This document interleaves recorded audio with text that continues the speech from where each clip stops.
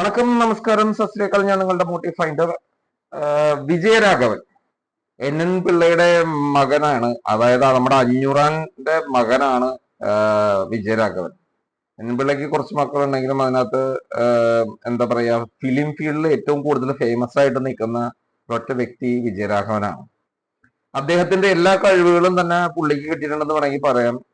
ഞാൻ പറഞ്ഞില്ലേ, നേരത്തെ ഒരു വീഡിയോയിൽ പറഞ്ഞിട്ടുണ്ട്, ഞാൻ കിഷ്കിന്ധാകാന്ഡം കണ്ടായിരുന്നു, രണ്ടാമതും ഒന്നുകൂടി കണ്ടു. എനിക്കപ്പൊ ചെയ്യണമെന്ന് തോന്നിയതാണ് വിജയരാഘവനെ കുറിച്ച്. വിജയരാഘവൻ ഈ പറഞ്ഞ പോലെ ഒരുപാട് മൂവീസില്, ഇപ്പൊ 74 വയസ്സായി പുള്ളിക്ക്. അതായത് എന്റെ അച്ഛനേക്കാളും ഒരുപാട് പ്രായം കൂടിയ വ്യക്തിയാണ്. എനിക്കിപ്പോ 38 വയസ്സുണ്ട്, ഞാൻ അതുകൊണ്ട് പറഞ്ഞാണ്. എന്റെ അച്ഛനേക്കാളും ഒരുപാട് പ്രായം കൂടിയ വ്യക്തിയാണ് ഈ പറഞ്ഞ വിജയരാഘവൻ. എന്നിട്ടും ഈ ഒരു പ്രായത്തിലും ആ സിനിമയിൽ കിഷ്കിന്ധാകാന്ഡത്തിൽ പുള്ളി അഭിനയിച്ചേക്കുന്ന രീതി, ക്ലൈമാക്സിൽ പുള്ളിയാണ് തകർത്തേക്കണേ എന്ന് വേണമെങ്കിൽ തന്നെ പറയാൻ പറ്റും. ക്ലൈമാക്സിലെ ട്വിസ്റ്റുകളൊന്നും ഞാൻ പറയാൻ ഉദ്ദേശിക്കുന്നില്ല, പക്ഷെ ക്ലൈമാക്സിൽ പുള്ളിയാണ് അതിനകത്ത് മെയിൻ. അതായത് പുള്ളി പറയുന്ന വാക്കുകൾ കണ്ണു നിറഞ്ഞു പോവുകയും പുള്ളി അതിനു വേണ്ടി എടുത്ത എഫേർട്ടും നമുക്കൊന്നും പറയാൻ പറ്റില്ല. അത്രയ്ക്ക് നന്നായിട്ട് പുള്ളി അഭിനയിച്ചിട്ടുണ്ട്. നാടക കലാകാരന്മാരിൽ നിന്ന് സിനിമയിലേക്കുള്ള വരവിന്റെ ഒരു ട്വിസ്റ്റ് എന്ന് വേണമെങ്കിൽ പറയാം. പുള്ളി കാവ്യാഞ്ജലിയിലൊക്കെ ഉണ്ടായിരുന്ന ഒരു വ്യക്തിയാണ് ഈ വിജയരാഘവൻ.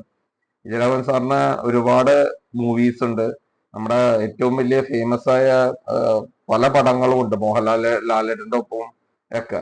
ഒന്നും അങ്ങോട്ടും ഇങ്ങോട്ടും ഇതൊന്നും ആണെന്ന് പറയാൻ പറ്റില്ല, എങ്കിൽ പോലും പറയുന്നത് നല്ല സൂപ്പർബായിട്ട് അഭിനയിക്കുന്ന ഒരു വ്യക്തിത്വമാണ് വിജയരാഘവൻ സാർ. എന്നിട്ട് കാണുന്ന ഒരു ആഗ്രഹമുണ്ട്. പുള്ളിയുടെ മൂവീസ് ഒക്കെ ഒന്ന് കണ്ടു നോക്കൂ, കിഷ്കിന്ധാകാന്ഡം ഒന്ന് കണ്ടു നോക്കൂ.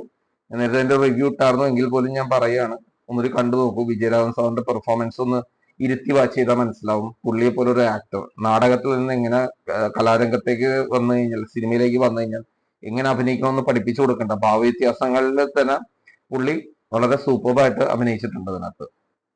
എന്റെ വീഡിയോസ് ഇഷ്ടമാണെങ്കിൽ ഒന്ന് സബ്സ്ക്രൈബ് ചെയ്തോളൂ. നന്ദി, നമസ്കാരം.